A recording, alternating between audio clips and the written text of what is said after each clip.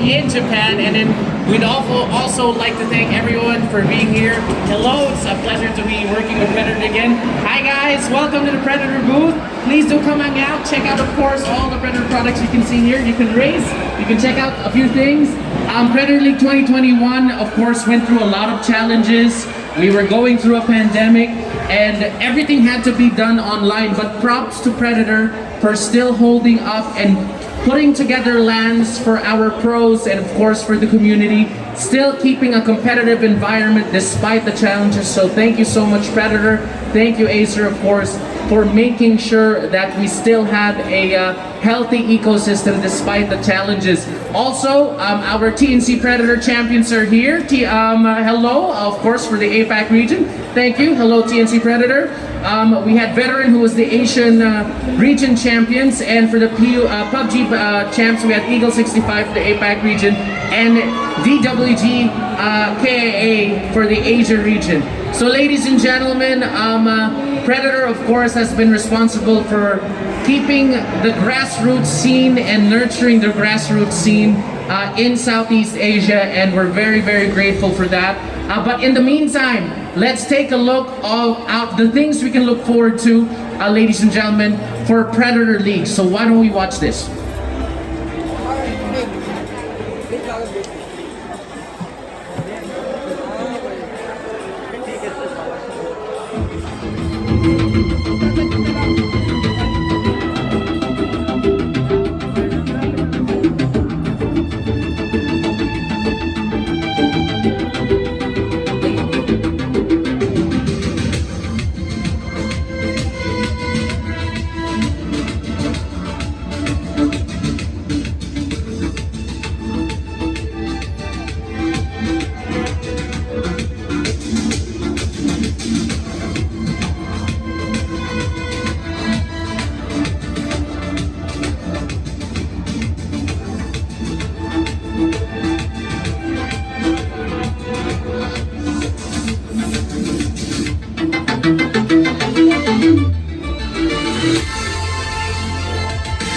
You have it, August to September 2022 for, of course, the qualifiers and the things we can look forward to for Predator League 2022. In the meantime, it is my pleasure to call on the general manager for Acer to talk a little bit of what we can, of course, look forward to at Predator League and Predator's mission for, of course, the APAC Predator League. Ladies and gentlemen, let's please give a big round of applause to Miss Sue Ong Lim. Here's Miss Sue Ong Lim. Miss Sue, hi, hello. Wow, it's nice to see you Ari live in person. No, we're alive. Yeah. Here we are. It's good to see you, Miss Sue. Yeah, that is after 2 years of doing numerous online events, no? We've been having Ari. Thank you so much for accommodating us. First and for all, I'd like to thank you all for being here. Of course, our friends from the media, thank you for taking your time off now this weekend to be here with us today. And I'd like to congratulate, of course, Acad Arena for this massive, successful first on-site event since the pandemic. No? I think, especially gathering all the esports community. We're very honored and privileged to be supporting them today. In partnership, of course, with Intel, with Microsoft. We'd like to thank them as well. With the PESO, the Philippine Esports Organization. So I'm very honored. Actually, this is a great opportunity to be hosting our Predator League 2022 press conference. No? As I mentioned, we've gathered esports community, not just gamers, but from different tracks of esports in the Philippines. I'm sure they're all here today. And that's why we are going to announce and talk about the Predator League 2022. So just a bit of background about the PL 2022. It's actually our 4th year. We started doing it in 2018 in Indonesia, followed by in Thailand in 2019. And then 2020 and 2021 was in the Philippines. We were supposed to do it in the SM Mall of Asia arena. But of course, unfortunately, COVID-19 happened and we had to shift to to online, but it was massive as well. I'm very proud to share that we've hit record-breaking reach, engagement all throughout social media, no, for fans of Dota 2 for PUBG. So Predator League is a region-wide tournament, no, meaning within the Asia-Pacific region. So it's participated by 17 markets or countries within APAC, of which of course the Philippines, no, is not just a part of, but we have been champions for Dota 2 with our very own PNC Predator team, who are also with us today. No? Thank you so much for also being available. So with that, later on it will be shared by our product manager. We'll say more details, no, what to expect in the next few months, especially in the qualifying round, dun sa playoffs, no, leading all the way to the Philippine finals for Dota 2 and PUBG, and of course having our grand champion for Philippines, who will represent, no, the country in Tokyo, Japan in November this year. So we are very honored once again. As you know, Predator has been very, very active in helping, no, the esports community in the Philippines uplift ourselves, no, to represent, no, in the global esports scene all over the world. So that is what our mission is, and we remain committed with that, no, all throughout our campaigns, initiatives, in partnership, of course, with industry partners in the esports scene. So with that, thank you again so much for being here. I'm very excited to showcase now what's in store for the PL 2022 today. Have a nice day and take care, everyone. Ladies and gentlemen, Ms. Sue Ang Lim, give her a big round of applause. Thank you so much, Ms. Sue. Thank you very much. So as well, ladies and gentlemen, to talk about the benefits of for esports athletes, of course, in regards to the Predator League 2022, and to talk about, of course, certain strides that Peso has been doing for the local scene. Ladies and gentlemen, it's my pleasure to call to the stage Mr. Marlon Marcelo. Lon!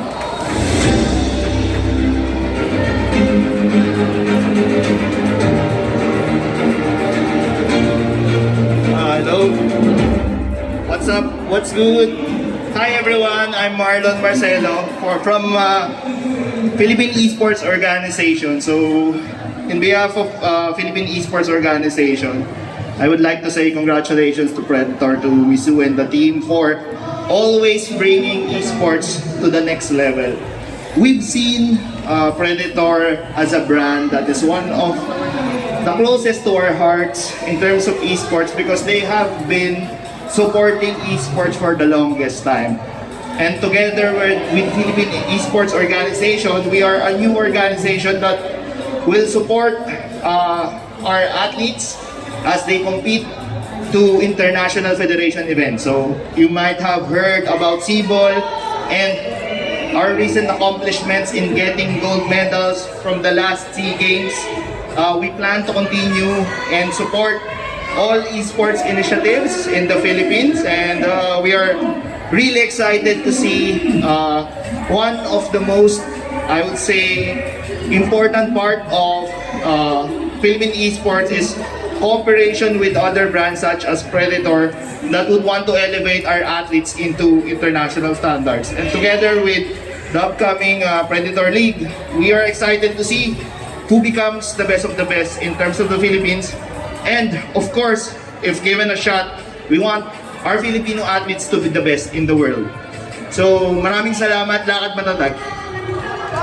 Ladies and gentlemen, give it up for Lon. Thank you so much. Thank you, Misu, for officially welcoming us here today. No, it's been a while since we have a major event like this. It's good to be back.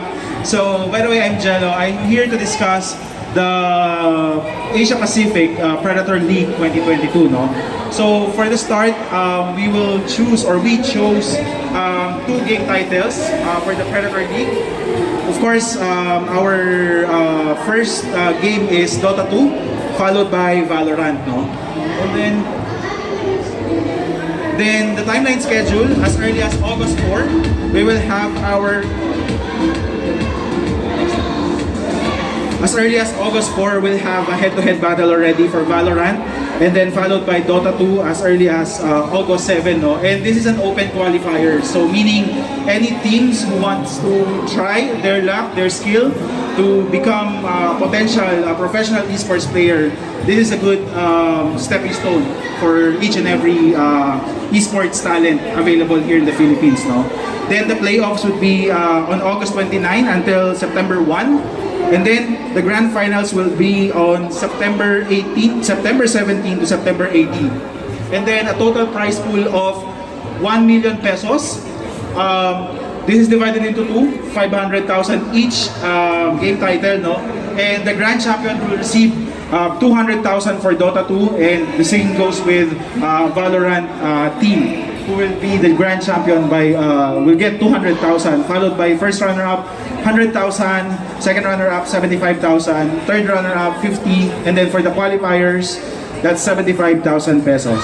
And then if we talk about the qualifiers, since I mentioned that it's an open qualifiers, so all of this will be single elimination until to the playoffs, then followed by, for the grand finals, this will be best of 3 series.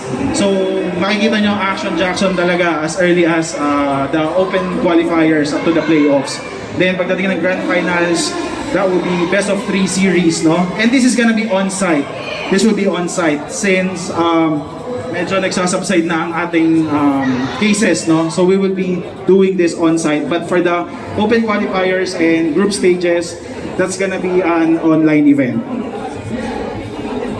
Then the participating teams, of course, we have a direct invite teams for Dota 2 and Valorant respectively. So for the Dota 2, to name a few, of course, our very own TNC Predator, thank you for being available today. And then of course, Execration, Polaris Esports, and Exercia.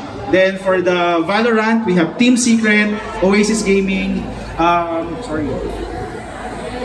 Rex Regum Quen, and then Southbuild Esports. And then of course, we have our very own Predator Esports Circuit 2022 champions. For Dota 2, that's Grind Sky.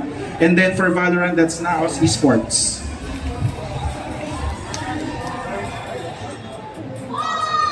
So this will be held, the grand finals will be held in SM Mall of Asia Atrium.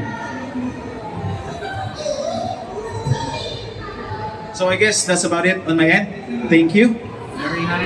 Hello. It's nice to see you guys. Hi guys, hi guys. It's good to see all of you. All right. So before everything, for the benefit of our friends from the media, can you introduce yourselves, the position you play, for the benefit of everyone, starting sir, all the way to Bob, okay? Hello everyone, I'm the captain of TNC Predator. I'm position 5. My GM is Mavis. Nice. Mavis, a fellow 5. Yes, Wards is live. All right. And no, actually Wards is free, so you can do it. Can I get your name as well? Hello, my name is Krish and I play mid for TNC. Very nice. Hi guys, my name is Carlo. I play position 4 TNC. Position 4. Hi, my name is Dom and I play position 3. Very good. It's good to see you guys. So, ladies and gentlemen, can you put yourselves in the position? Because dati, di ba, you've also come from a place where you started out in a LAN cafe, eventually amateur tournaments. Do you still remember the first time you competed? Uy, I'm going against, diba, this pro team. I'm going against this pro team. Do you remember that moment when you did that? Can you share? I think my first was against TNC Predator before. Really? Yeah, but a different lineup. Yeah. Different lineup. But we were teammates with Bok. Your teammates would go. Yeah. Can you share the team? What was the team then? We were in Android, like against. Oh, nice, Android. Yeah, you guys West G. It was West G. Yeah. Qualifiers, West G. What do you remember the feeling? Na, uy, I'm playing against these guys. Do you remember that feeling when you first competed against a pro team? It was very exciting because you want to prove yourself that you can beat them. Yes, that's enough, diba? Like having the confidence to say that, uy, if I can beat these guys, maybe I'm good enough to become a pro. For me, I think it started pretty recently. Like a year ago, some online tournaments, I got into the pro scene and yeah, when I first started playing against these bigger teams, that was really exciting. It was very exciting, and you want to test your skills, right? You want to know if you're good enough. Oh. Bok, how was it so far? Of course, I mean, seeing you were part of the defending championship team. Obviously, it's a new roster now. What can we look forward to sa inyo? Are you guys looking to win it again for this year? Back to back. Back to back. Uy, ba talaga, no? Amano ba? Talagang si Bok. Sorry. Close ka lang. It's nice to see Bok again. Kasi back to back. Okay, that's what you heard from TNC. So, I wish you the best of luck. And of course, as our pro players say, to be able to compete and take your game to the next level, to provide competition and opportunities for this generation and the next generation. That's something I've always applauded Predator Acer to do, to keep that going and build the current and next generation of esports pros and competitors, and we really appreciate for that. You're looking, of course, at a team we're going to be looking forward to competing for this year's Premier League. Maraming salamat, TNC Predator. Give them a big round of applause. Thank you. So before